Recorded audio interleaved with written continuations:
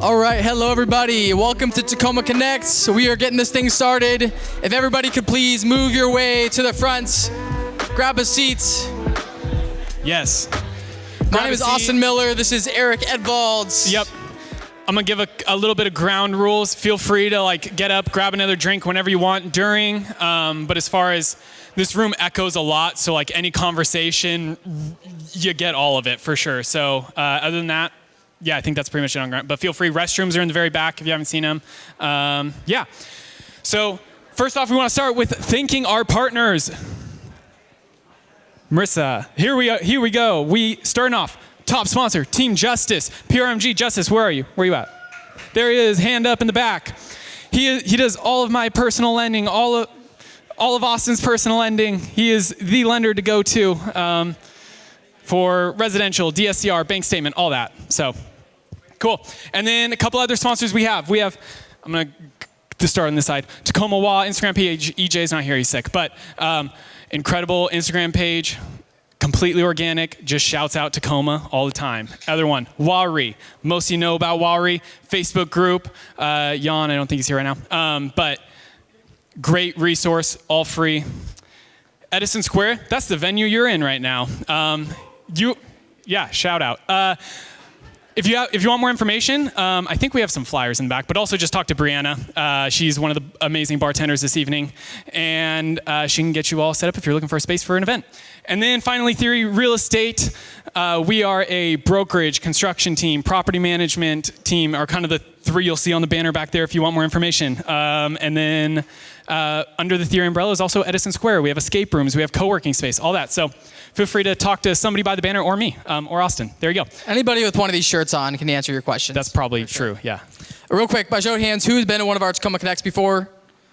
Sweet, love that. This is our 7th one we've done. It's pretty crazy. Time's flying. Something we like to do every month is called Your Time to Shine. Marissa, hit the next slide, please. We like to give people a chance to share. We'll have up to 10 people come up and either toot your own horn or shout out a homie. If you have a business you want to promote, or if you have a property you're looking to match up with an investor, whatever you want to do, toot your own horn or shout out a homie. If you have a favorite local business you want to shout out, or somebody else in the room you want to shout out, this is a great chance to do that. 10 people will be picked. You'll get 60 seconds max to either humble brag or shout out a homie or local business, and the audience will roar with applause, as it says here. One lucky person will get a free meal from Buddy's Chicken and Waffles, which, by the way, to order Buddy's Chicken and Waffles, just to the right of the bar, there's a little ordering window in there. They have incredible chicken and waffles. They do both really, really well. And yeah, have fun with it. So, who's first? Who's brave enough to come up here first? First one's out. Come on up.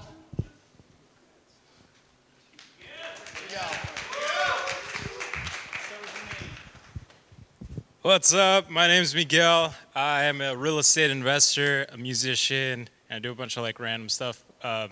I've recently been delving into AI, so if anybody wants to know some tools that I help with marketing, with content creation or with lead generation, come to me.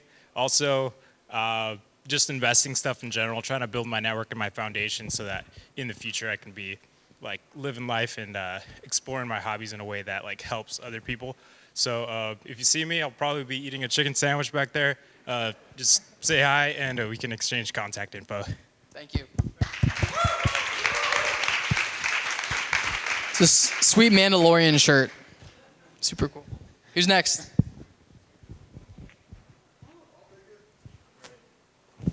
Hey, what's up, everyone? My name is Brian Bell. I flip houses here in Tacoma and a little bit down in Oregon.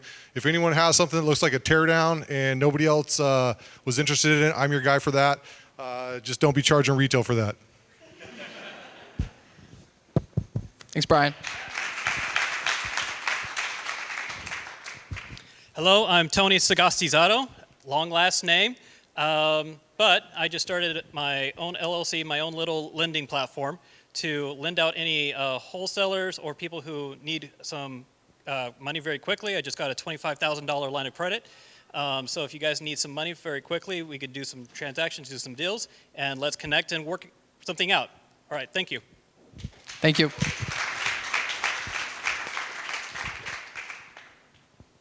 Come on up, AJ. All right. Hi, everyone. My name's Angelicia, or AJ. I'm an agent here with Theory, and I am a part of a group called NAREB. We're the National Association of Real Estate Brokers. And here in Washington, we're the Western Washington Realtors. This week, we have a couple events for people in the industry and the community, and we're just trying to promote Black home ownership and just educate people. So if you have any interest in those events and what we have going on, just come and talk to me. Thank you.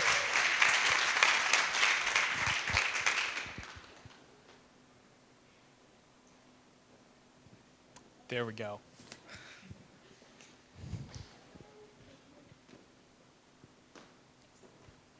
Hi everyone, I'm Eva. I am a real estate and listing Airbnb VRBO photographer.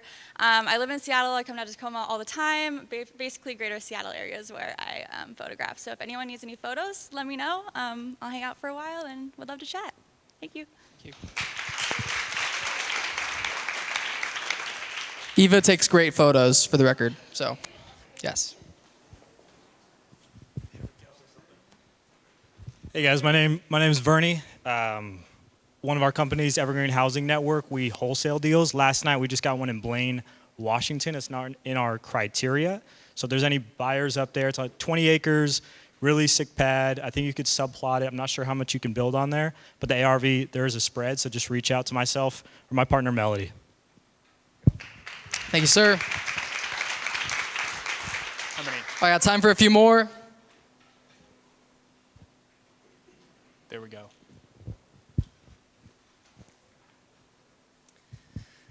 Hey everyone, my name's Scott. I'm a newbie investor, and I work in the world of GIS, Geographic Information Systems. So if any of you want to geek out later on how you can use GIS to leverage your search for properties, hit me up.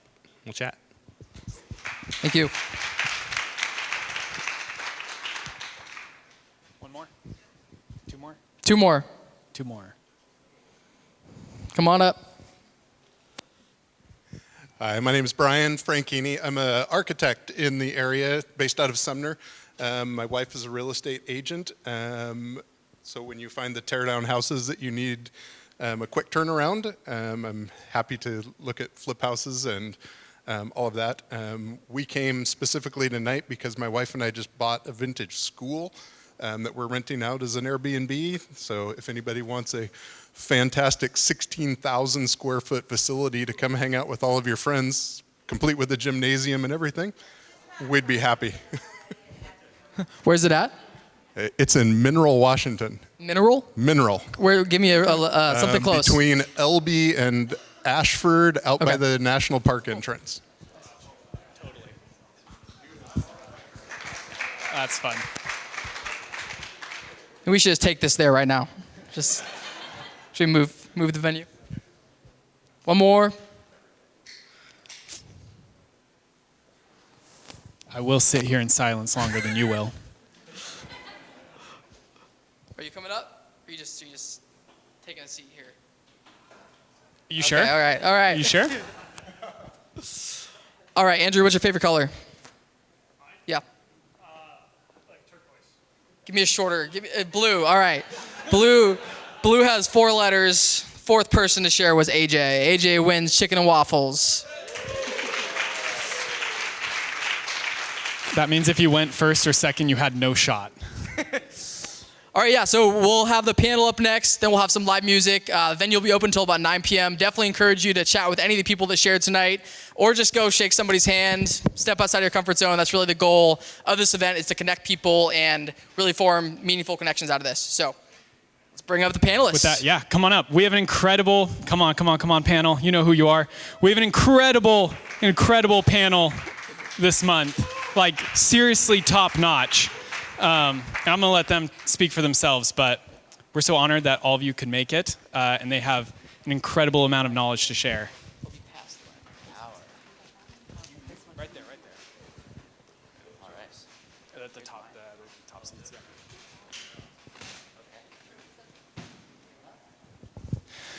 All right. Hi, friends. Hi. How's it going? Hey, we're going to start with, real quick, tell us a little bit your name would be great to start. And then a little bit about yourself, how you're involved with real estate. Yeah, that's pretty much it. And then specifically, obviously, short-term rentals, because that's what we're here for.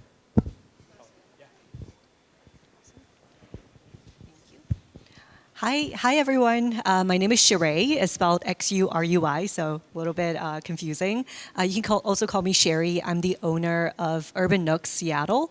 We are a boutique Airbnb short-term rental management company. I personally am also a real estate broker and real estate investor. I've been purchasing, investing properties, doing long-term rentals, short-term rentals, flips, BR strategies, all of that for about almost 10 years now. So yeah, really excited to chat with everyone, learn from everyone here. And if you have any questions about real estate or just in general short-term rentals in Seattle, please feel free to chat with me. Awesome. Hello, I'm Christian. I'm partnered with Cody, so our intro will be pretty similar. But we own a resort for short-term rentals in Union, Washington, so right on the Hood Canal. Called Robin Hood Village Resort, 17 units. Then we have a little 3-unit triplex next door. So we expanded our campus recently.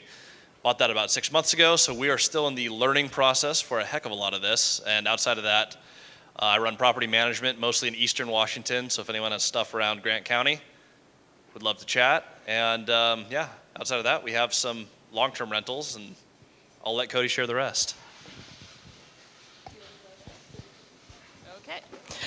My name is Savannah. I have been investing in real estate, mostly small multifamily, for just almost 3 years now, so I'm a little newer, but have grown our portfolio somewhat quickly in that amount of time. I started out with a duplex in Centralia, Washington, which most of you know probably isn't really a vacation market, but that's where I got to test out Airbnb. I did one side long-term, one side short-term, really saw the value in that, even in not your traditional vacation destination. So kind of took it from there, focused mostly on short-term rentals, recently bought a 15-unit boutique hotel in Packwood, Washington. Resort buddies. So my name's Cody. I got started primarily as a multifamily guy back about 3.5 years ago. Started just in the seller finance, zero money down apartments, scaled that up. And the part Christian didn't mention is the resort we bought. We also bought seller finance, zero money down. That is more our niche because we never have any money. But we bought the Robin Hood. It was built by Don Beckman, who was the set designer with Walt Disney for the Robin Hood movie back in the 30s. So it was cool to pick up a little piece of history and get to share that with people. I'm Andrew Nutt, and I own a short-term rental management company in the larger Seattle area. I've been a real estate investor for a while. Kind of have 3 companies. One is a construction company. That's how I got started in real estate. My family's been in the construction industry for years and years, and had a construction company, and it got sick of making other people money. So then I started buying my own real estate and built a portfolio. And then through that, I realized, hey, there's power in short-term rental, similar to your story of experimenting with it and finding out, man, I'm making more money on these than my long-term rentals, and converted most of my portfolio over to short-term, and then built a in-house team and hired our own cleaners and management staff, and now want to help other real estate investors be able to make more money on their portfolio with less hassle. That's awesome. The Airbnb, short-term rental management, hotels, you see them on TV shows a lot. You hear about them a lot. It's very glamorized. It's something that almost everybody kind of talks about. Anyone in real estate, oftentimes you hear talk about wanting to get into that, maybe someday or maybe just a little bit. What are some of the biggest misconceptions or things that you got into and didn't realize you were going to get into when it came to the short-term market?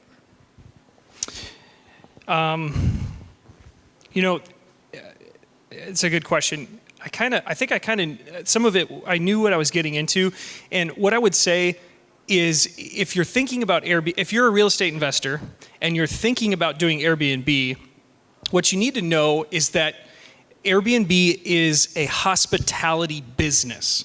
So if you take your real estate investing hat and you wear it into the short-term rental space, you will fail, and you will fail miserably. You have to put on the idea of a management company. It's a very active business. You can totally do it, but having that approach from the get-go will save you so much. And if you look at yourself and you're like, hey, I don't have the time, I don't have the desire to do customer service, because it's all about reviews. How good is your customer service? How fast do you follow up with messaging? If that's not you and you want to be more passive, then talk to one of us who have a management company. But if you're like, yeah, I love that, I want to do that, then I would say it's a great fit.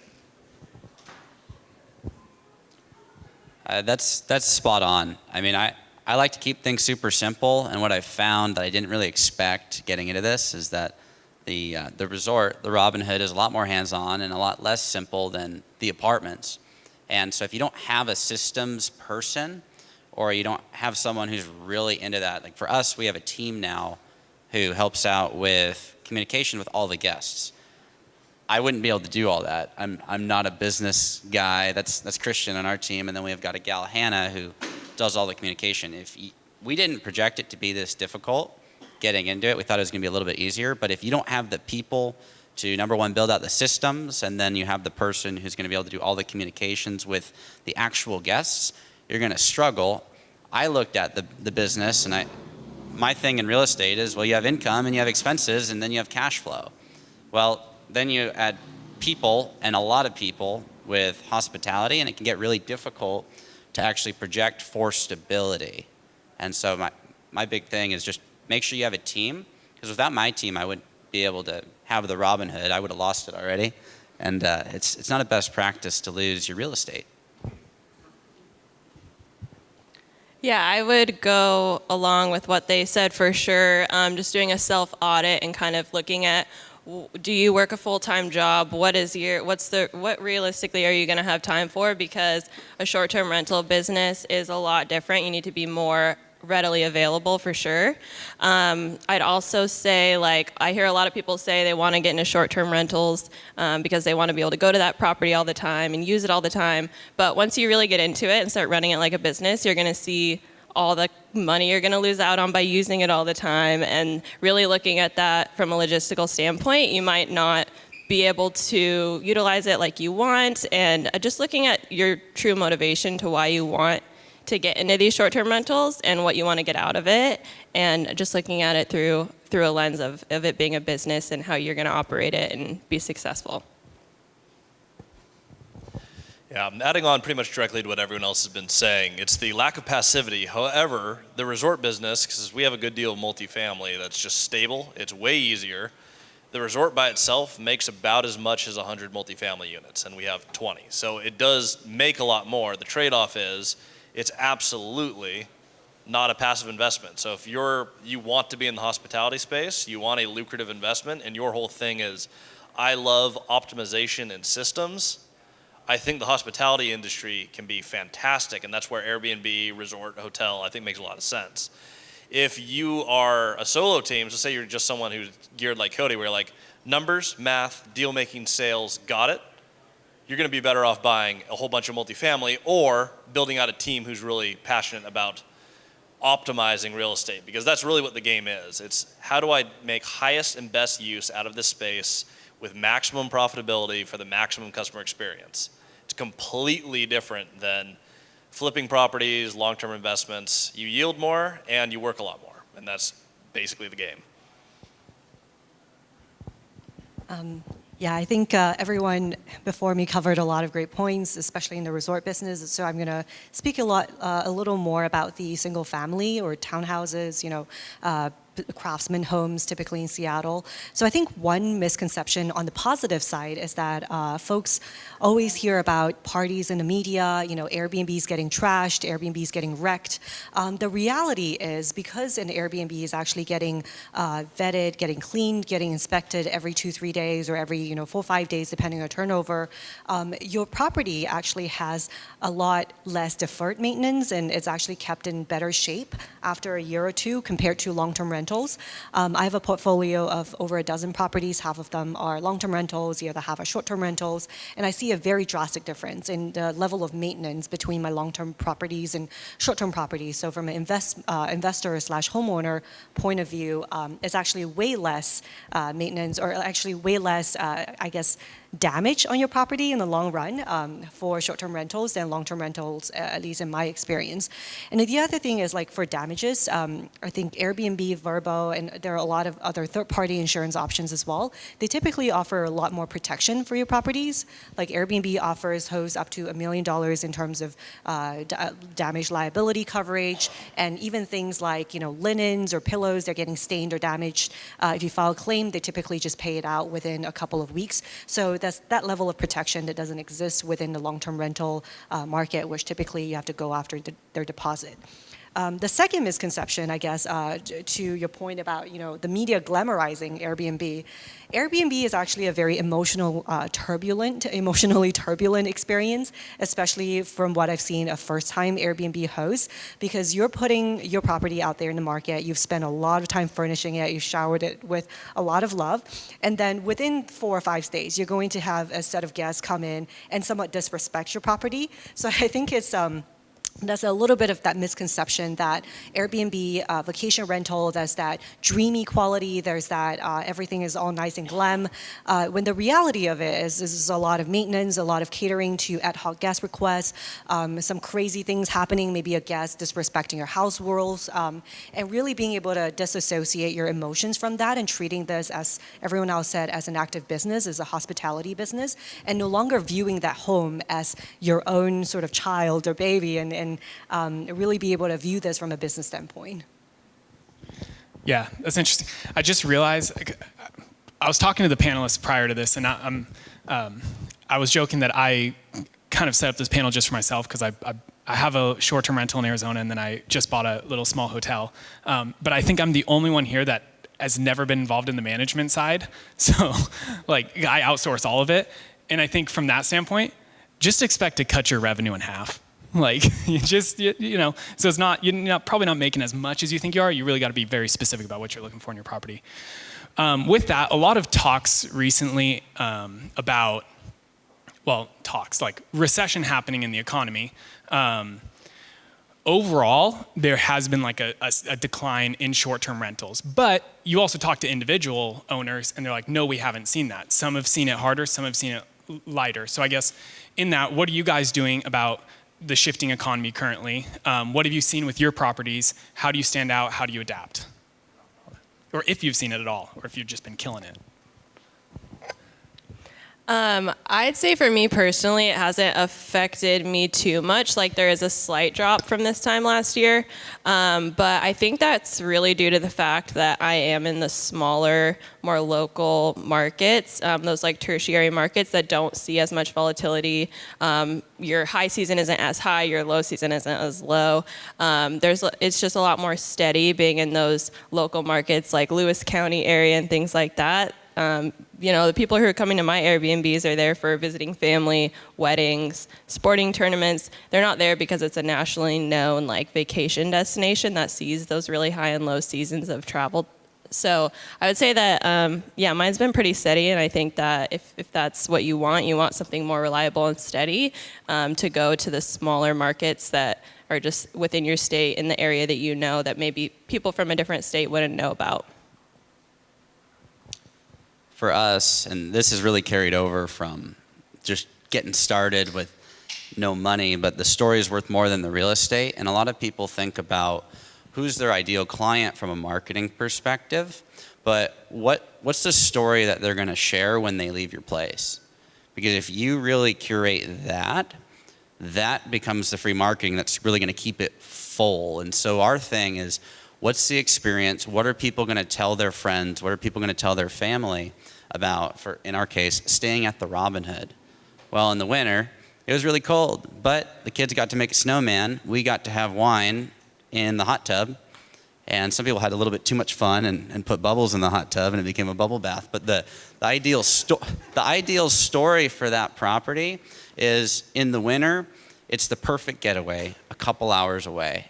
It's quiet. You can do what you want on acreage. Like, they get to share that story, and we get to curate that. So as you're buying a property, you're going out. I love acquisitions, and he loves stabilization. When you're looking to buy something, if you want to keep it full, what are people going to talk about when they leave your place? What are they going to share with others? Because that's the free marketing that's going to keep it full. And then to take it one step further, don't just have the one typical guest who's coming in, checking in.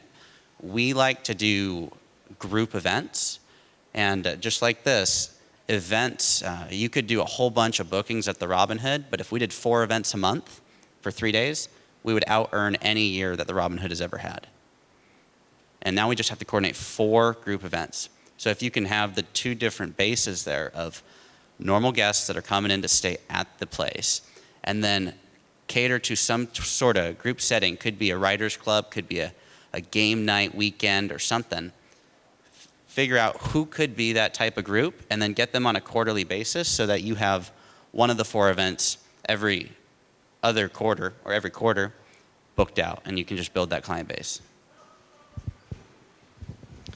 Yeah, I think one of the issues with the statistics or kind of this confusion about what's happening, as we know the famous quote, there's statistics and there's lies, damn lies, and then statistics.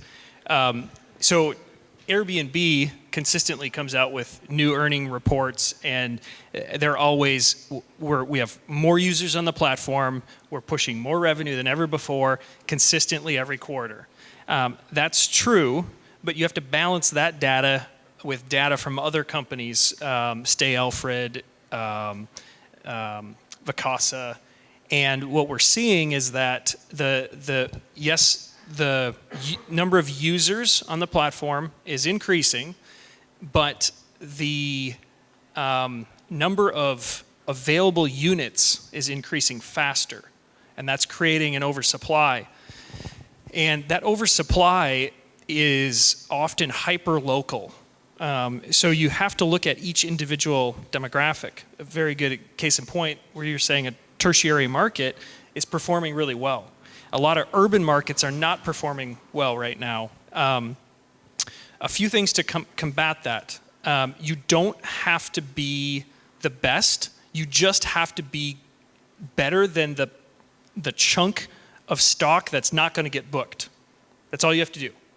And that comes through optimization. So optimizing your listing, it's a whole nother topic of conversation. We offer free optimizations. You can go to our website and schedule a call. But Airbnb, the algorithm has completely changed. A big thing to keep in mind is booking window. So what's your reservation window? You need to, when there's an oversupply in a market, in a specific submarket, you have to get booked before the booking window ends. So what I'm talking about is how far in advance does a guest book your unit? The issue that you're dealing with from a business standpoint is that your inventory is perishable. So every day that doesn't get booked spoils.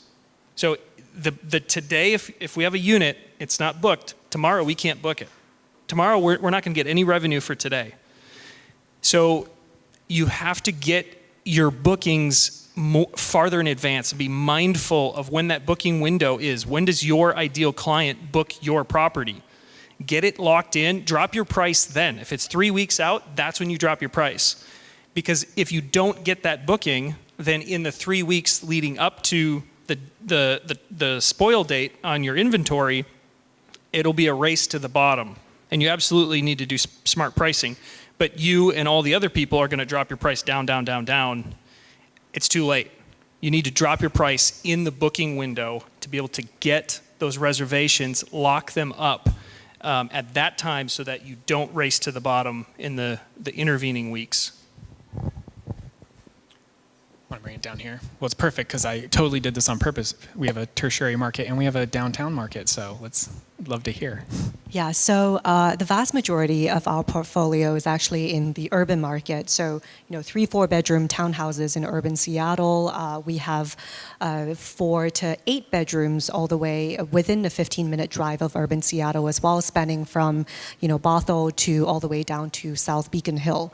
So based on what we've seen, the biggest saturation point is really in the 3-bedroom townhouses segment. So the 3-bedroom townhouses that historically have been running for maybe a few years by this point have built up over 100 plus reviews. Those are a little more buffered.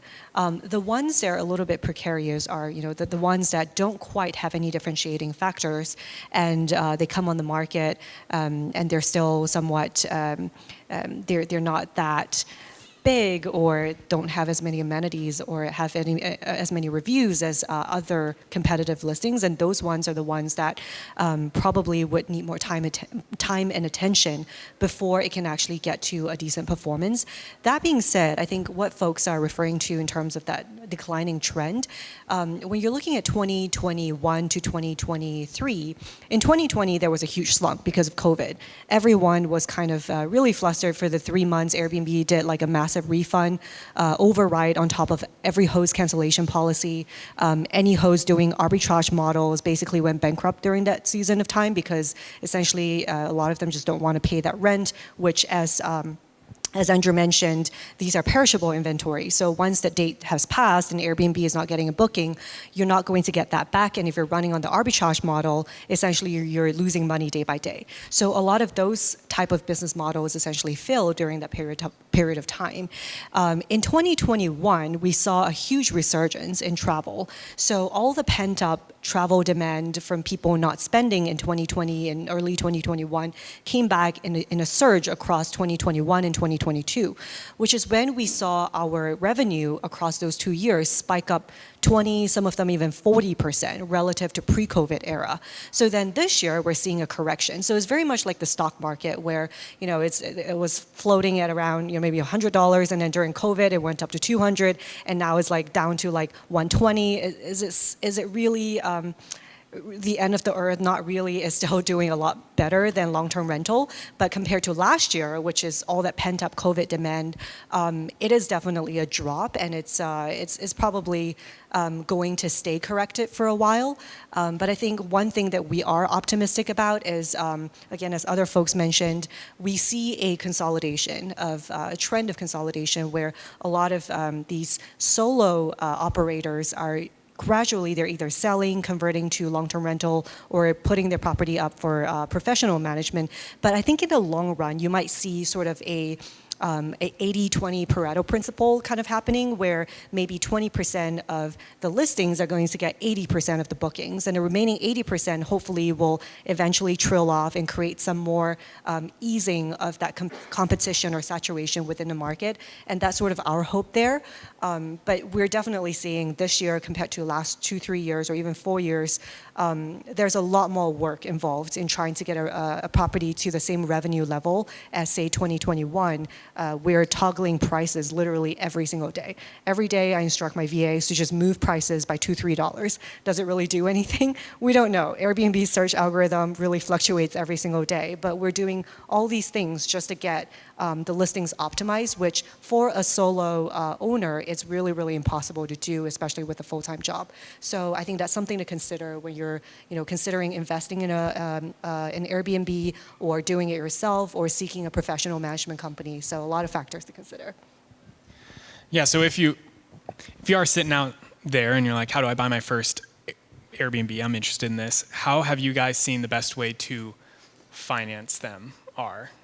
Because it's obviously different than your large multifamily when you're just, or multifamily at all when it's like, here's the rent, it's already there. Like you need to buy it vacant usually. So how are you financing these? I'm interested in like a typical sense if you want to talk on that. And then also I know each of you kind of either own or manage some more unique properties. So I'd be interested in those as well. Yeah, well, like any acquisition, we need to look at the books. So like for ours, we bought an active resort. It wasn't optimized. So we had to take into account, okay, what was the intention of this asset and what do we want it to be. And you have to look at both snapshots. So for Robinhood Village Resort, it was run by retirees who lived on site, who did not want it to be too busy because they didn't want it to affect their lifestyle. So their whole thing was, we want to stay open, we want to stay busy, we don't have any debt.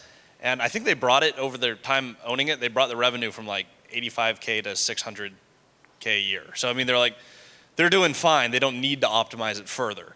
So we look at it and go, okay, does it make sense if we come in and operate it and we make no improvements? Financing for Cody and I is always the same thing, it's seller financed. $4.5 million transaction, they carried $3.5 million of it. So that was the majority of the financing, which makes it a lot easier. The rest of it was private. But to be able to tell that story, especially on a short-term rental or a resort, it all comes down to, why are we the operators for this? The storytelling of a unique property. I'm still excited to hear more about this school that you renovated. But the unique properties, it's like, it really comes down to like, what is the adventure and why are you the right investor to do this with me for raising private capital? That's always what it comes down to for us. So look at the financials you have, set your vision, and then just be able to tell the story of, this is exactly what I want to do, because this is a very, very unique opportunity. And I find that's the case a lot with the resort space, is resorts are cool because they're unique.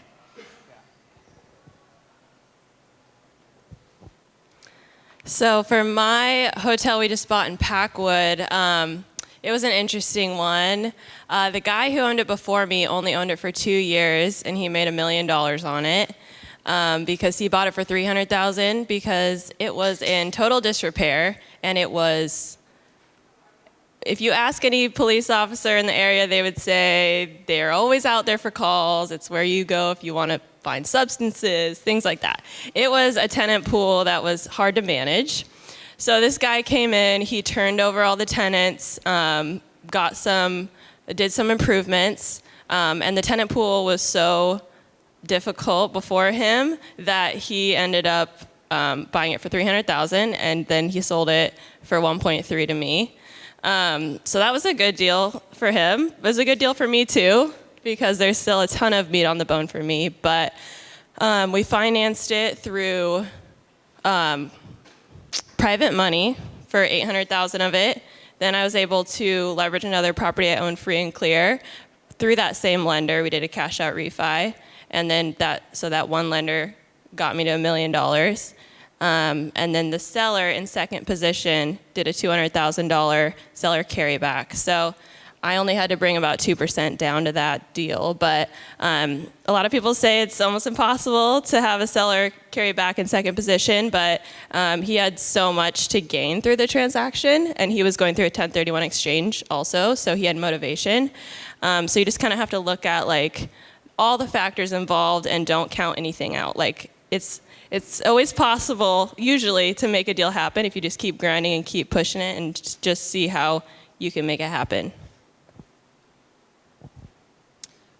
I love the seller finance route, and we've done that for everything that we've ever bought. The resort we did, zero money out of pocket. But when it comes to financing, I just love numbers, because numbers don't lie, but people do. And so if you can do the math yourself, you're set for life.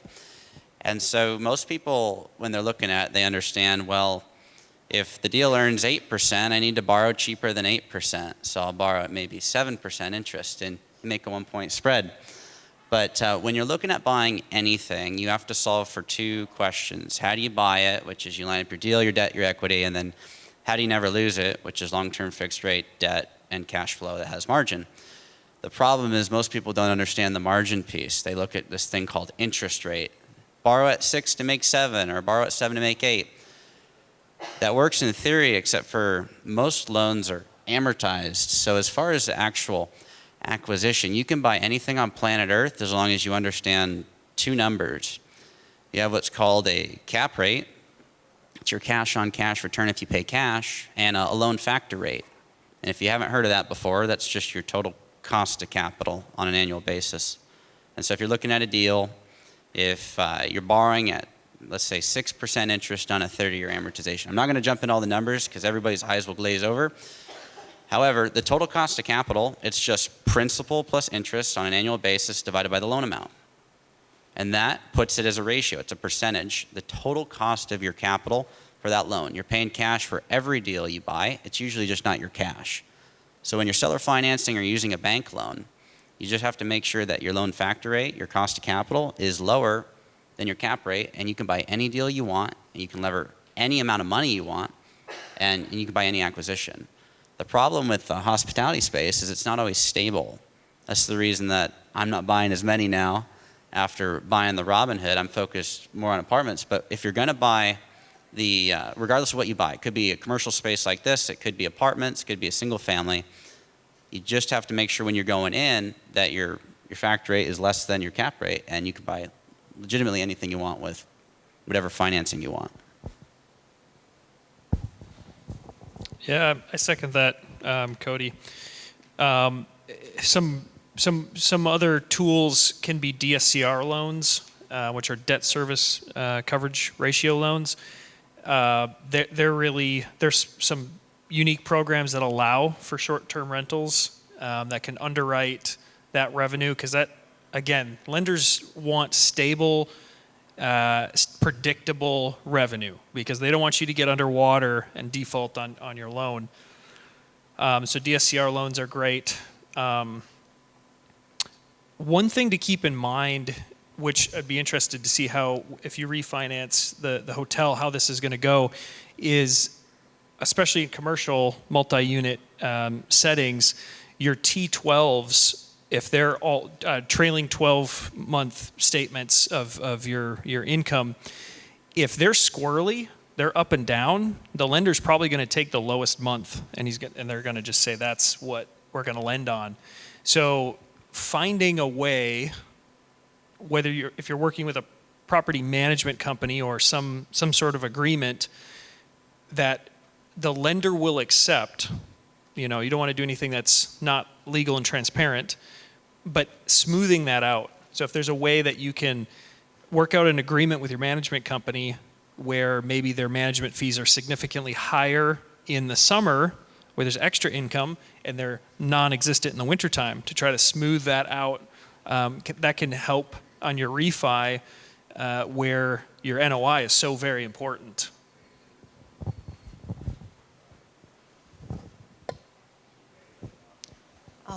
I guess I can cover a little more about two types of financing. The first is more of a vanilla conventional financing that I guess folks here are a lot more creative than, but just a show of hands, like how many people have a W-2 salary?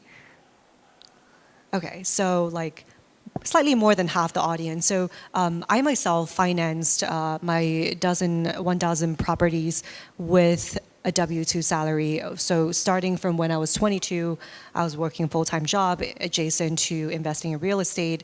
And I think the power of a W-2 salary was just something that I didn't realize was that powerful until for a period of time I didn't have it, was that you could get a lot of leverage out of that and translate that into investing in short-term rentals. So a lot of vanilla conventional loans are actually able to qualify you for a normal single-family investment property.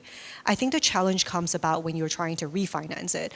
As Andrew mentioned, there's going to be that squiggly thing. There's going to be, depending on how you file your taxes, some banks just flat out don't recognize short-term rental income as rental income altogether. Like some of them will insist that you produce a 12-month lease or produce some sort of a proof of income or a consistent income.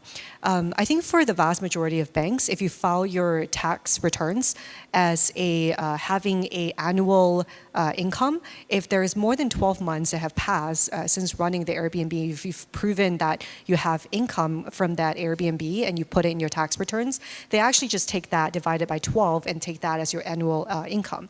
Now, if you're less than, I think, 12 months into your runway, like you don't have any provable tax return income, then you might want to consider what Andrew said about working out with your management company some sort of a statement. Like there were maybe in past years there's this Bungalow, there was Pillow, there was all these creative management companies that guarantee some sort of a master lease, and banks actually take these master lease as an actual proper lease and they finance against that as sort of your rental income. So there are different ways around it. There are even more creative ways that I've heard from from a lender where you can establish an S corp and then do that rental as some sort of like a pass-through income to yourself. You can talk to your CPA about that as well, but I think that's also an option. So that's more of the vanilla sort of use case where you have a W-2 job. If you do have a W-2 job, I would highly encouraging maxing that out, leveraging that. You'll be very surprised as to how far that stretches. I've managed to stretch my W-2 job into about $15 million worth of portfolio, and the vast majority of that as leverage. And so highly encourage folks to explore the same.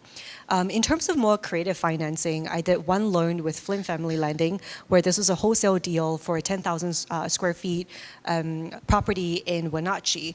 And this property had some fire damage. It basically just wasn't financeable by conventional loan. And this is where I used Flynn Family Lending. So shout out to Beth and team. They were really fantastic on that deal. So that property was offered at wholesale at about $1.4 million. And they basically allowed me to finance that property with 0% down. So this wasn't seller financing, this wasn't anything sort of fancy, but they did a cross-collateralization across two of my other rental properties that had a way healthier equity amount. And so that allowed me to buy that property at 0% down. So I got to keep all of my cash and invest that into the renovations and all of that. So after renovating everything, I went to a regular bank. I think I went to US Bank at that time, or was it Key Bank, one of those two. And they essentially appraised the property at $2.6 million. And so immediately you get an inbuilt, like 40+% equity in there. And they used that as the down payment, and they didn't require me to top up any more money, and they just did a straight up financing, a refinance for that, which brought the interest rate down from 10% to about 5.5%. So that's something else that you could consider, which is cross-collateralization if you don't want to put in any down payment. That property is so cool. I've said that to you like 3 times today. Also, Vernie's in the audience. He helped you get that one. We'll pay in Ludic, thank so you. shout out that there. That one worked out real well. And then quick shout out to Justice. He financed my short-term rental, and he told me, he was like, well, it was like, oh, you can only use the estimated rent value for long-term rental. It was a conventional single-family home in Arizona. And then he was like, well, we can do this option only because we have to. That's 10 years interest only, and then it converts to a 20-year amortization. I'm like, I would have taken that all in the beginning. So half of it's just about knowing, what products are out there. So having a good lender on your side. Another thing, on the, our hotel one is on the coast. And if you go look for the hyper-regional banks, so like in that case, Bank of the Pacific, they have a select fund for hospitality, small hotels on the coast. Like they have a separate fund just for that. So if you find those local banks that have like some type of investment into that community, they're gonna be your best bet there. A couple more quick questions will be how, when you're looking for a short-term rental, what are like quick couple things you're gonna look for? How do you estimate revenue? And what are some like initial improvements that you like, are like, right after I buy it, I'm putting in a hot tub or like whatever it is, Estimating revenue, quick improvements. What are you looking for when you buy it? Yeah, for sure. So whenever I help my clients identify a potential short-term rental property, in this market, I think it's different from 3 years ago. 3 years ago, I would say go for the cheaper 3-4 bedroom townhouses. In this market, I actually don't recommend that. I typically recommend 5-6 bedrooms, in 5 to even 8 bedrooms in very, very prime areas, Queen Anne, Cap Hill, or even up north. We've seen some in Bothell. We've seen some down south in Beacon Hill. Essentially, we go for properties with higher number of bedrooms. And the reason for that is because those are lower in supply overall. So you're competing in a space where it is lower in supply. Now you may ask, like, who's gonna live in who's gonna rent a 6 or 7 bedroom house? Now when you're traveling as a multi-generational family, or you're traveling with a group of friends, you don't wanna share beds with your, say, mother-in-law, or like you don't wanna share beds with your best friend. That's when you might have a group of just 6 people, which you might think might just be sufficient booking a 3-bedroom townhouse.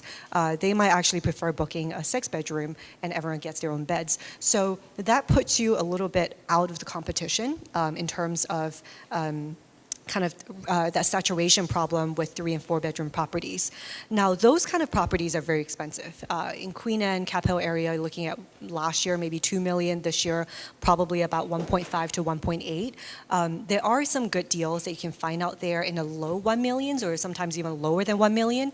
Look for unfinished basements. I've seen one of our top performing properties in Cap Hill area. The owner actually purchased it for about 1.2. It was a 3-bed, 1.5 bath at the time. They managed to carve out 6 bedrooms and 6 bathrooms, and objectively the layout was somewhat janky in some areas, but people don't care. In summer, we're getting $1,500 a night for that location, for that property size, and I think the property is only slightly over 2,000 plus square feet. So there are a lot of creative things that you can do that you would get away with renting it out as a short-term rental that perhaps isn't quite intuitive as a homeowner. So highly encourage looking at the biggest property you can find on the market for short-term rental just to get out of the saturation point. For us, pricing is the key for us is automated variable pricing. There are all sorts of algorithms that can run it for you, but midweek, it's one price, weekend, it's another week, or another price. Holidays, it's a little bit more expensive. The other thing we do is every week, we have the automated pricing go through. Beginning of the week, we look at our competition, and we go, are they booked out? Because we're in a small enough community where if the Alderbrook is booked out and our neighbors down the way are booked out, we're the only place to stay. Pricing just goes up. So knowing your market and having good automation there is really all we did for that. We kept it fairly simple, but automated and variable pricing to match the market is the key for us. As far as like what to do to actually optimize the thing, like first things you improve, for us it's identify what is unique and loved about that property. So for us, we're in the woods. We have kayaks, though not in the middle of winter because if you tip over, you'll die. But through most of the years, like in the summers, we're pushing the kayaks and make sure those are available, make sure they're presentable, make sure they're easy to reach, and make sure people know what's going on with the tide so they don't get stuck out in the water.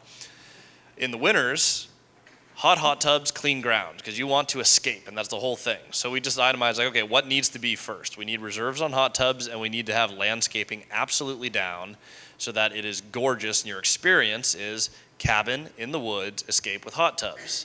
The next thing we found was, what is your feedback? Everyone said your internet sucks. So the first thing we improved, we spent a ton of money upgrading the internet. Now I can confidently say we have the best internet in Union. Of all 2 resorts, ours is better. It's really good. So if you come in to the resorts, like you can get here on like a work event. You can work from your cabin, get the full escape experience. But that's basically what it is. It's a kind of a Disneyland approach. You want to have the best user reviewable experience. Fix those things first because you're a hospitality business. Everything else, like, hey, our light switches are ugly, cool. That's not going to affect anyone's short-term stay. If you have an oven that's like just suboptimal, that's not going to be the first thing someone notices. Do you need to fix it? Yes. It's just not going to be the first thing that we do. And that's how we've optimized for pricing and for user experience. What is the most reviewable, Instagrammable thing? Make sure that experience is there and then work backwards. I just want to add one piece of that. For the what to look for, this isn't something I've heard a lot of people talk about, but when you're buying a short-term rental, our bare minimum is it has to make $1 million a year or more.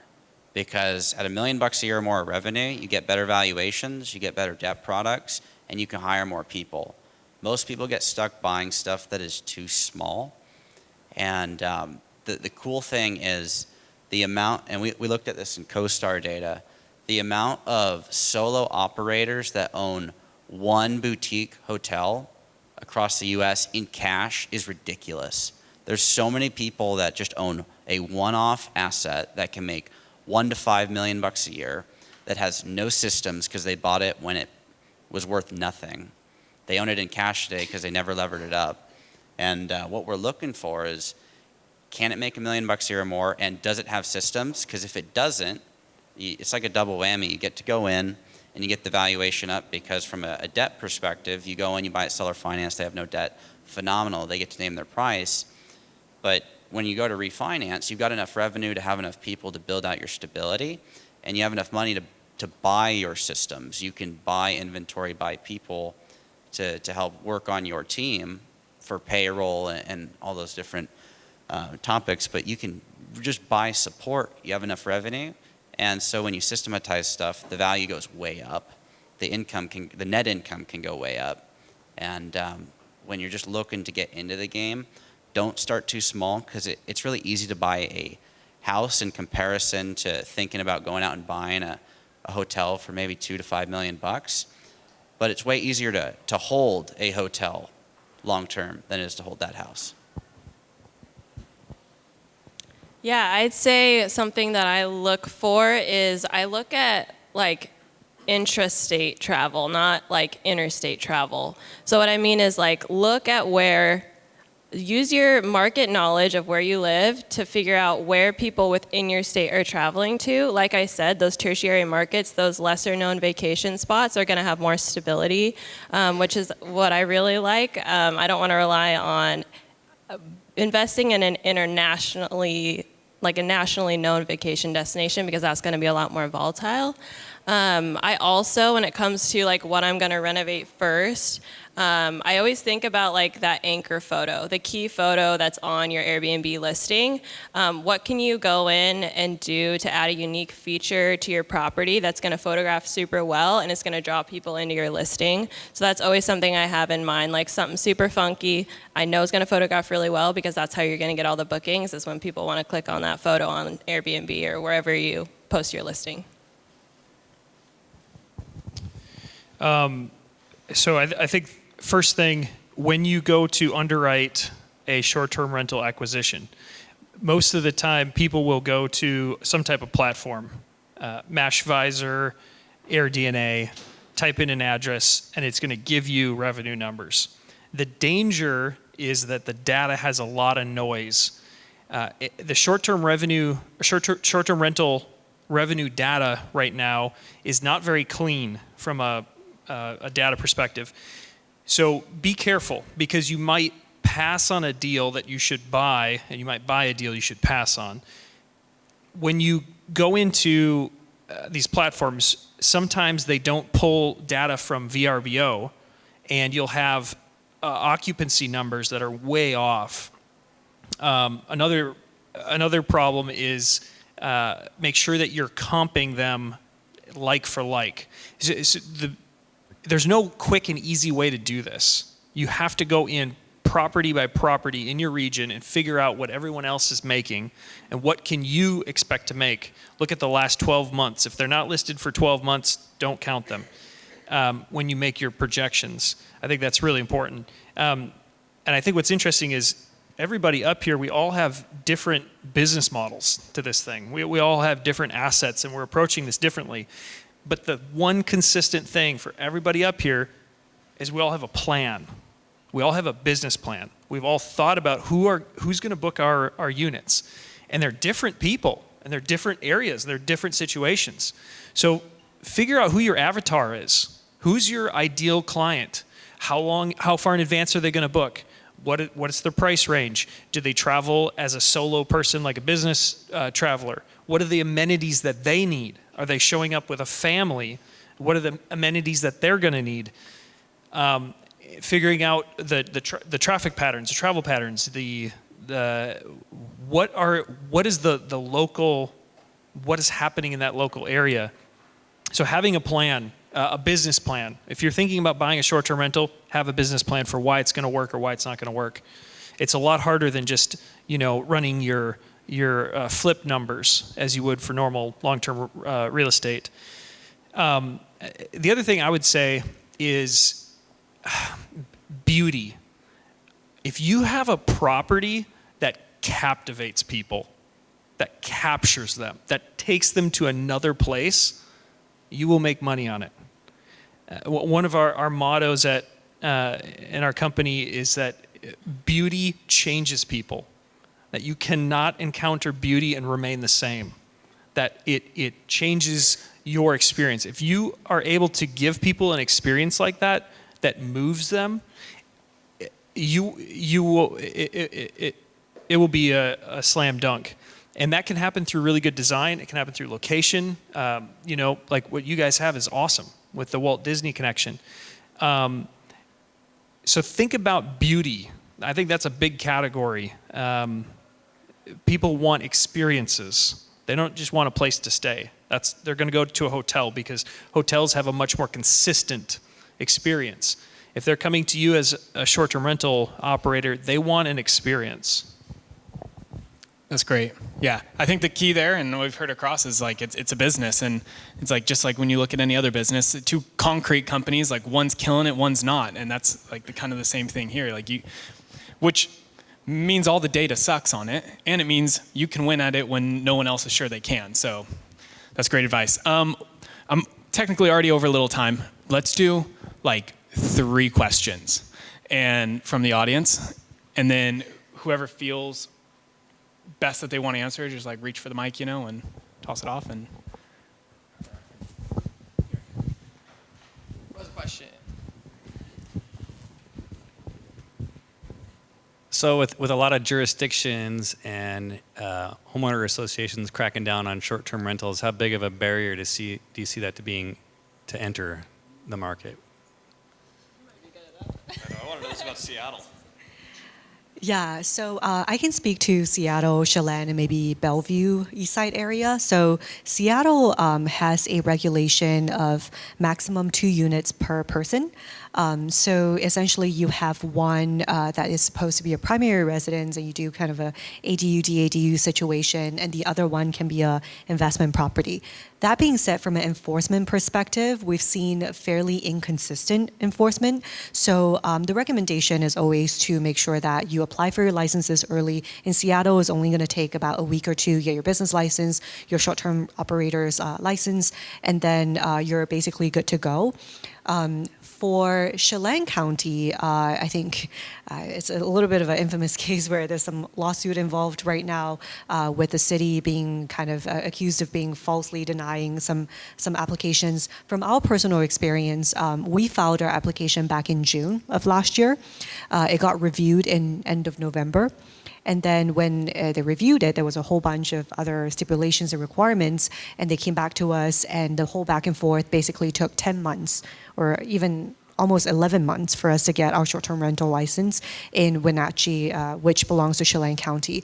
This might be a one-off thing just because they introduced the Leavenworth, or rather they introduced that short-term rental permits within the last 2 years, and they had to clear a massive backlog of properties in Leavenworth. So it took them basically 4 or 5 months that season just to clear the Leavenworth backlog before they even got off to our area.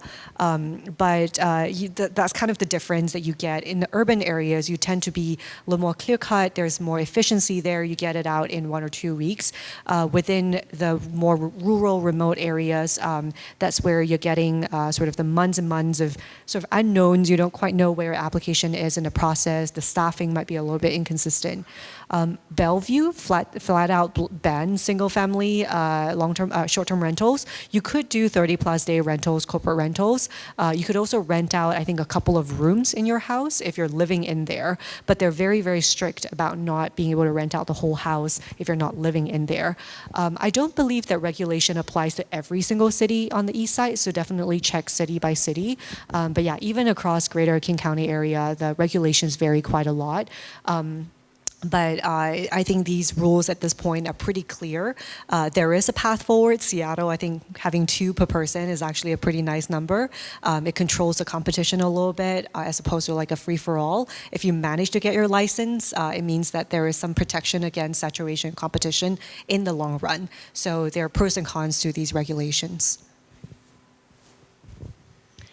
Yeah, and I would say that there are a lot of counties too that have absolutely no regulations, which is a pro and a con. It depends on how you look at it. I have about 20 short-term rentals in Lewis County, and there are no regulations at all. So that is, and some people might think that's a little risky, but really, I just underwrote everything. The motel has a motel license, so that's secure. But the other ones I underwrote as long-term rentals. So if there is ever any short-term rental regulations that come down the pipeline, and let's say they're all banned, at least I know all my short-term rentals would cash flow as long-term rentals, and that's just how I hedge my risk there.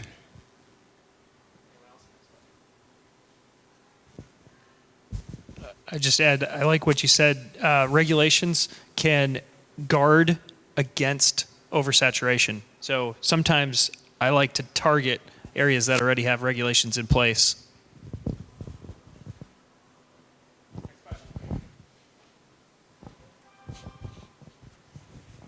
Shout it out. So every once in a while we come across a house that's like white elephant around the rest of the neighborhood. Like the house is amazing, like Winchester Mansion style, but everything around is like one car garage rambler. What are your guys' thoughts on that? Where it's not exactly like Queen Anne, where everything's pretty much ballarized.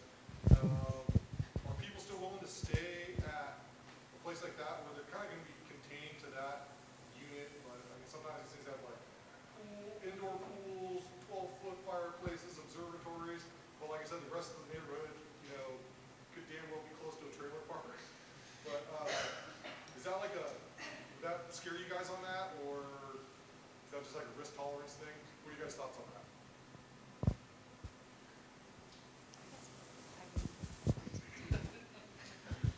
So we do have a range of that sort of situations where you have a house that may have a homeless encampment, which is very, very common in Seattle. You may have a really nice house with, surrounding not that nice neighbors, or the neighborhood could be a little more up and coming. So two things around there. So it really depends on the audience that you're trying to cater to. If you're trying to cater to, are you trying to cater to people who are looking for a staycation, or do they have to be there because they're attending a wedding, they're visiting family, they're, basically doing things where they are accepting of the neighborhood or expecting the neighborhood to be like this, and they just need to stay there for whatever reason. We actually have a 3-bedroom Rambler all the way in Bothell area, and it's in a neighborhood of very humble, sort of one single-story Ramblers. They're in no way fancy, and that property does very, very well because that area, because most people think, oh, it's not that fancy, no one's going to go there, actually has a low supply of Airbnbs, and so that property, a 3-bedroom Rambler, which the owner got for like 200 something K, is doing 6 figures in gross revenue. And so that was very surprising. But the folks that were living in there, they're living there because they're visiting family in the area, or we get some midterm rentals as well because they're renovating their houses nearby. So there is all sorts of user or market segments in there where it doesn't really matter as much as to how nice your neighborhood is. The second thing is, if a guest does comment on the neighborhood, like saying that, oh, I didn't feel safe in this neighborhood because of this racial diversity thing or that thing, Airbnb does have a non-discrimination policy where, number one, is not within your control what your neighbors look like. So they're going to remove that review based on irrelevance. And number two, this racial cultural thing, like a lot of the times, like gentrifying neighborhoods, I think people just aren't comfortable with sometimes the racial makeup of it. That is racial discrimination, and that is also a clause to have Airbnb also remove that review and protect your overall review quality. So there are various factors going for you, and I wouldn't say that any neighborhood surrounding would disqualify a property from being a good Airbnb or not. Yeah, I would just say it wouldn't be like an automatic no buy, but it would just be case by case. But I would say just be super abundantly clear in your Airbnb listing, because if I'm just someone with my friends, I might be more willing to book that if it's in a rougher neighborhood, but it's like a super nice house. I might be more willing to book that than if I was a family with young kids. People just don't like to be caught off guard. If they know what they're going into and they're like fully accepting it when they're booking it, then you're not going to have people who are like bitter when they show up because they brought their kids and they don't feel comfortable. They're going to be people who knowingly booked that, knowing the neighborhood's not so nice, but they feel comfortable booking it because it's a group of adults or what have you. I just say make your listing super clear so people know exactly what they're booking. I would just start with, hey, do you actually want to own that beyond the financial capacity? Because you can, okay. So that's the first thing. You get your deal. If you actually want to buy it, let's say the house is really baller, it's just in a terrible area, build a business model to buy the whole block. We did that in Moses Lake. We bought the whole block because the block was terrible, and we fixed the whole block. You can absolutely do that, but it's one at a time. So if you really want to own that asset, Now you have to go to the debt product. What's the debt product that'll allow you to cash flow? Because one way to improve cash flow is to borrow cheaper money. So if you can go in and let's say nobody wants to buy that asset, great. You have no competition because the neighbors, let's say they're just less than desirable properties. You go in, you're the only logical buyer. When you become the only logical buyer, you can get terms no one else can get, and then you just write the payments low enough to where you can cash flow it regardless, because it all comes back to, do you want to own it? And if you want to own it, figure out how to do that.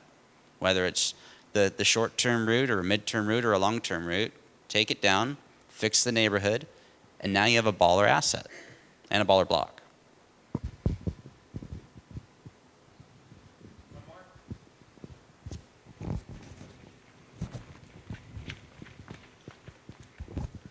Can you guys speak to underrated amenities and overrated amenities? I mean, Sav, you're doing a big remodel. What are you putting in? Yeah. I honestly am still working through that myself. I tend to not put amenities in maybe when I should. I'm like super conservative, not wanting to lose money, and that could be to my detriment because maybe putting in something would give you a good return, like a hot tub, 10 grand, maybe that makes you an extra 20 grand a year. It's hard because I'm in an area where there's not a lot of competition at all, so it's hard to look at comps for Airbnbs that do and don't have certain amenities. That's just something I'm slowly integrating and seeing how it's going and not getting overzealous right away and kind of testing out things and just taking it slowly because I don't really have those comps, honestly. Anyone else? In the resort space, I found that the hot tubs, because we were kind of like a campground-esque, like it's upscale, but it's also, you're on 12 acres of woods. So you don't need a fancy hot tub. We have hot tubs, they go on sale, we get them for like $450. They fit 3 people generously.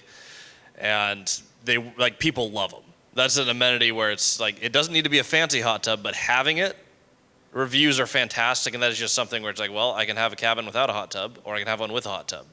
It's a deal maker for a lot of people. They're like, wow, I want to book here.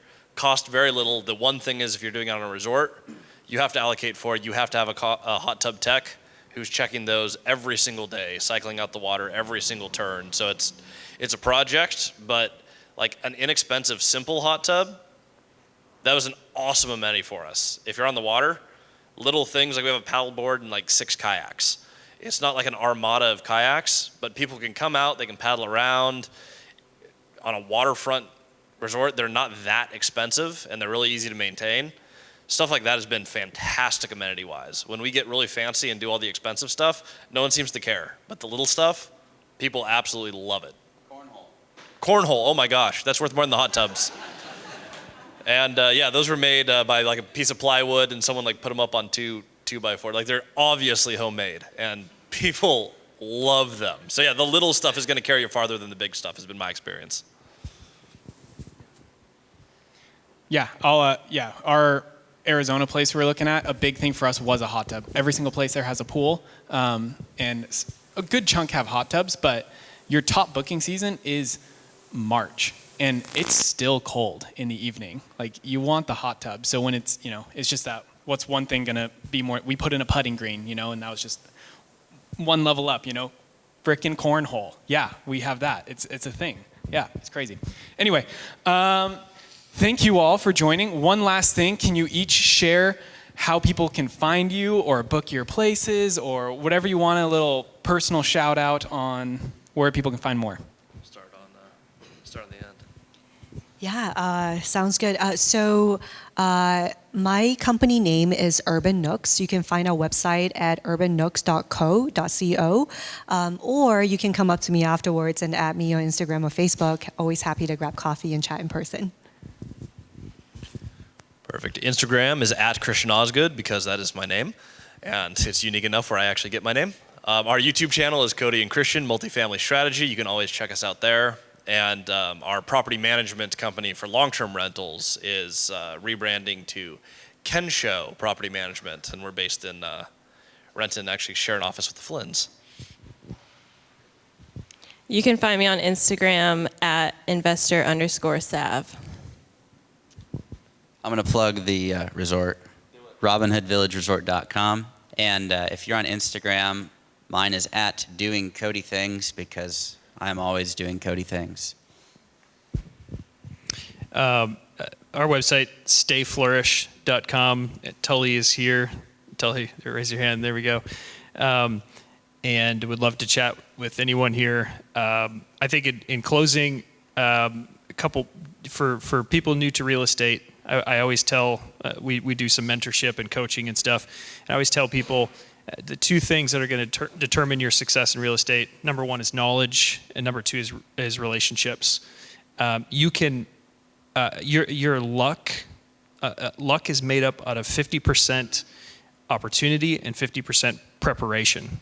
So you are in control of 50% of your luck. If you are prepared when the opportunity strikes, you will be lucky. And so be prepared, have the knowledge so that when things arise, when you get a deal, you know what to do with it. And then the second thing is relationships. And the fact that you guys are all here and want to learn and network and grow, it's like, hey, we're preaching to the choir here. But I think those are the two things that determine success in real estate. Awesome. Can we give them all a round of applause? Thank you so much for coming.